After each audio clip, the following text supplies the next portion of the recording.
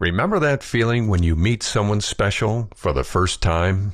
You can feel the rush of adrenaline going through your veins and the giddy high of new love.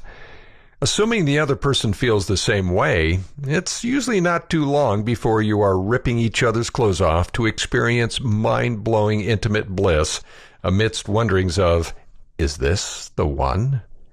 And it continues like this, at least for a while. That is, until the fires of unbridled passion slowly fade to the point that evenings together watching Netflix become the highlight and, unfortunately, ultimate demise of your relationship. Does this sound familiar? Well, first of all, it's not Netflix's fault, no matter how addictive some of their shows can be. This progression from wild lust to, let's see what's on tonight, has everything to do with powerful and ancient forces lurking in each and every one of us. Now, the good news is that this predictable relationship arc is not inevitable. All it takes to keep those ardent fires burning brightly is understanding what those forces are and how to circumvent them. I discovered this intimacy principle as a result of a personal tragedy that turned into the biggest blessing for my intimate life.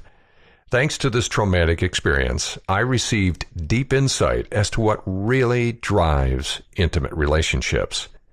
While simply stated, its implications are very powerful.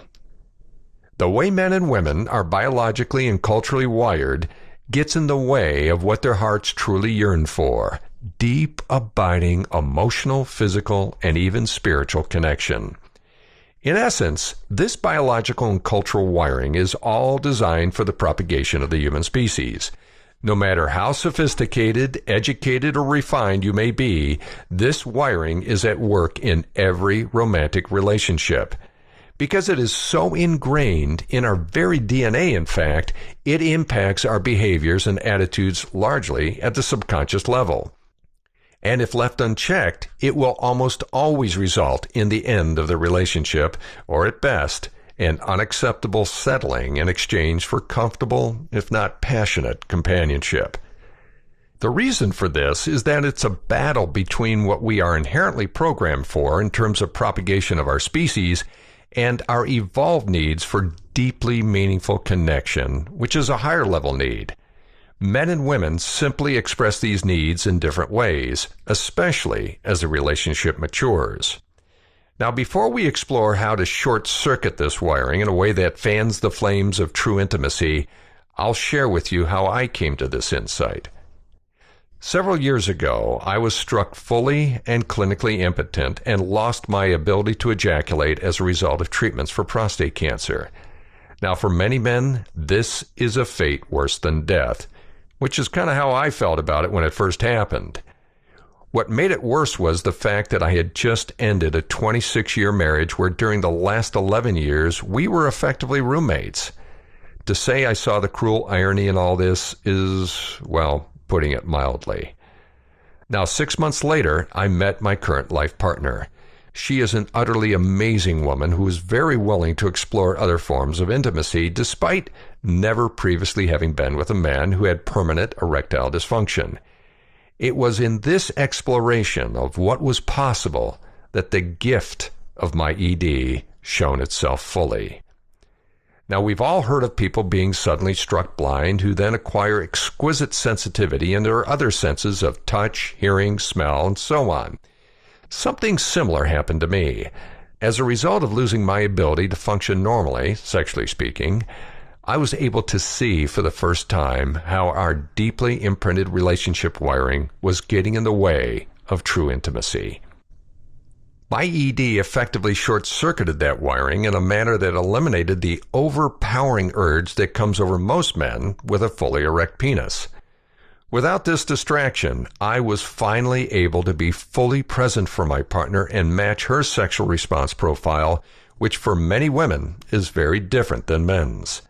The result is our intimate life has become stronger and more fulfilling over time.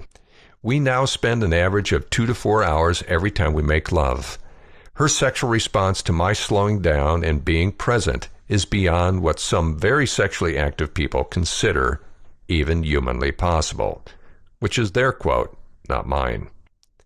So does this mean guys have to lose their penile function to see these kinds of results and avoid the relationship death by Netflix outcome? Hardly.